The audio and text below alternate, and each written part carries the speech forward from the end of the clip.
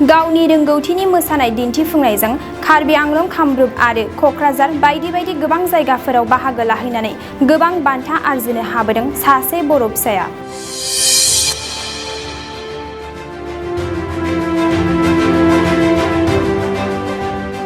मरिगाव जिल्लानि सिङाव थानाय गुबुन मोसाग्राफोरनि मादाव बयनिख्रुइबो साबसिन हामसिन मोसागिरि आरो गावनि रोंगौथिजों बादायनानै गोबां बान्था आरजिनो हानाय बरनालि बर'आ गोबां जायगायाव बायदि मोसानाय बादायलायनायफोराव बाहागो लाहैनानै गोबां बान्था फोरमानलाइ आरजिनो आरो आजावनो हादों।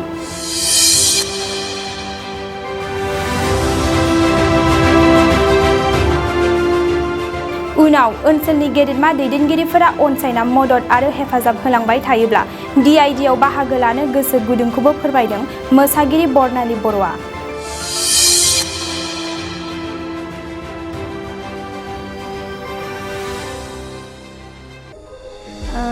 आङो 6 बोसोरनिफ्रायनो मोसाबोदों आरो दा मोसाबायनो दं आरो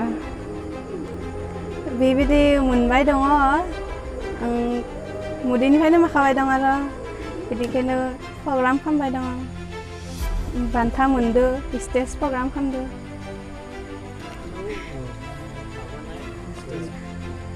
जोंनि बे मरिगाव डिस्ट्रिक्टआवहा आरो कार्बि आंलंआवबो थांदो, क'क्राझारावबो थांदोंमोन। बिदिखायनो धेर बान्था मोनदो। दा माहाय बावगारदो आरो बेसेबां दिनबो जाबाय। बिदिथ' गोसो दङमोन। दा आंनि बयसाबो माहाय माने उन्दैनिफ्रायनो खालामनायबा जागौमोन। दा माने माहाय गिदिर जाबायना, बेफोरो माने बयसनिबो माबा दङ। बिदिखायनो माने माबा दं आरो मा बुङो दा बिदिनो दा आगयलांनो भाबिदों आरो दा बे DIDआवहा दा मोनियो मोनिया उननि खोथा।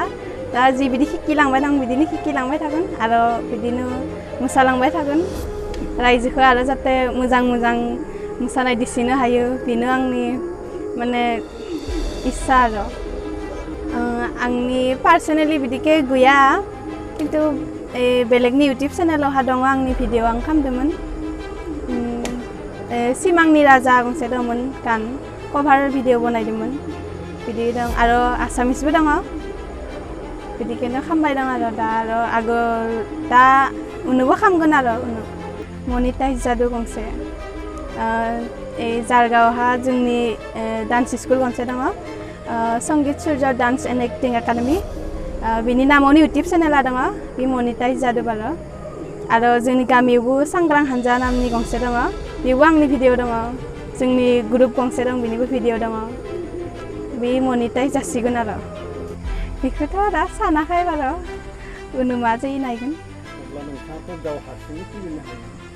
दा खुलिगोन होननानै भाबिदों आरो दा बिदिनो भाबिदों आरो सासे मोजां बिदि माने मास्टारनि जानो हानाय भाबिदों आरो बिदिनो। आं दा हायार सेकेन्डारि फाइनाल एग्जाम होदों आरो मा होनदोंमोन आंनि बयसा जाबाय 18 बोसोर जादों आरो आंनि सार सासे दंमोन मुदैनिफ्रायनो, माने सार माने आंनि आदा आरो आमाइनि फिसाज्ला, गामिनिनो शरद बर'। मुदैनिफ्रायनो बेनो आंखौ माने मोसानायखौ शिखायबाय दंमोन। बिनिफ्राय थांनानै आरो बहुद सार बायदेव बायदि लोगो मोनदों आरो उनावहा थांनानै दा सार सासेनिफ्राय शिकिबाय दं। जारगाव हातिथानिनो मायं ओनसोलनि सारनि नामा जाबाय बिखारिंथि सार। बिथाङा दा आंखौ फोरोंबाय दं आरो आं माने बहुत मोजां मोनदों आरो आंखौ जे आगोलगे इदिके आगयना थांनो बेखिनिखौ सहाय खालामदों, आं बहुत गाहाम मोनदों। आं बिथांनि सायाव रोजा रोजा साबायखर थाबाय। नोंथाङा सरकारि साख्रि नागिरदोंना? नोंथांनि थाखाय मोनसे गोजोनथाव खौरां। नोंथांनि थाखाय दं एडुकेट पइन्ट, जेराव नोंथाङा सोलोंथाइ लानायनि गेजेरजों सरकारि साख्रिनि गुबुन गुबुन रोखोमनि गोब्राब आनजादफोरखौ उथ्रिसारनो हागोन आरो गावनि आथिङाव गसंथानो हागोन। बे एडुकेट पइन्टआव नोंथांमोना SCC, bank PO, bank clerk, bank एसअ इउपिएससि एफएससि defence railway state state insurance एएअ एडिअ एसिस्टेन्टजों लोगोसे स्टेट लेभेल जब आरो माखासे सरकारि साख्रिनि आनजादाव गोनांथि जानाय आयदाफोराव सोलोंथाइ लानो हागोन। मख'नो गोनांदि बे सोलोंसालियाव साख्रिनिल' नङा, बेयाव MBA आरो सैनिक स्कुल बायदियाव एडमिशननि थाखाय एन्ट्रेन्स होनो थाखायबो सोलोंथाइ लानो हागोन। बे सोलोंसालियाव गाहाम थाखो खथानि सुबिदा दं आरो सम मथे नोंथांनि सोलोंथाइखौ बे सोलोंसालियाव होनाय जागोन। बेखौबो मिथिनांगोन दि बे एडुकेयर पइन्टआव सोलोंथाइ लानानै बावैसो 2021-22 इं मायथाइनि SSC GDनि आनजादाव गासै 11 सा सोलोंसाफोरा उथ्रिसारनो हादों। बारा नङा, गासै 15,000 रांजोंनो नोंथाङा बे सोलोंसालियाव 6 दानसिम सोलोंथाइखौ लानो हागोन। बे सोलोंसालिया क'क्राझार, बरपेटा रड, गवालपारा आरो बङाइगावआवबो दं।